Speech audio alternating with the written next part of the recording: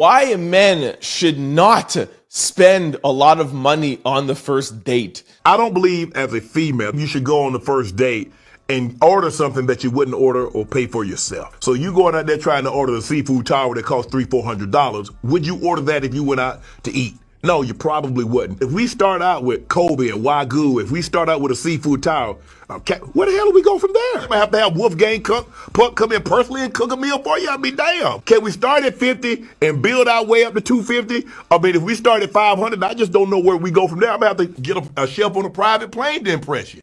I don't understand why every day I see something online about dating and a restaurant and the money being spent. What the hell does that have to do with dating? Like, I don't understand. What does that have to do with a relationship? What does that have to do with getting to know somebody? Why can't you meet somebody somewhere else at a neutral place or talk on the phone and get to know somebody there? Like, why? Like, suppose I'm loaded, but I'm just really frugal with my money and I don't like to spend $300 at a restaurant. What the hell does that have to do with the type of guy that I am? And vice versa, maybe I'm broke and I really like just going to restaurants. So if I go to restaurants and order seafood towers and ordering drinks and I living paycheck to paycheck, like you might think, oh shoot, man, we got the seafood tower, but he's a big loser because he's living in an apartment, doesn't own anything, doesn't have a car and Uber there. And now you like the guy to buy you the seafood tower. Like, what the hell is going on?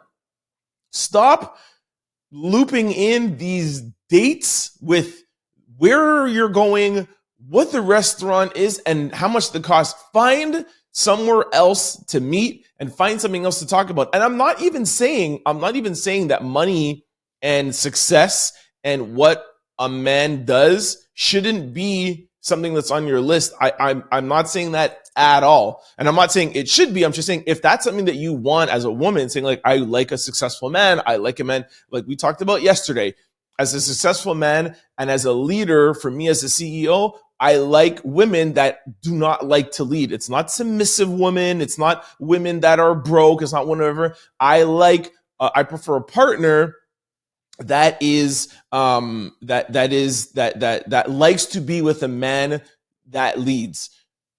I won't get further into it. You could go listen to episode 134. I talked about it in detail. But back now to this episode 135. I don't care what your preference of man is. If you're a woman and you like to be the leader and you would like to be with some man who's not so much of a leader, or whatever your preference is, I don't care. Be with a multimillionaire if you want. My point is that we need to stop this first date and these dates involving around restaurants and how much money you spend at a restaurant. This is so stupid.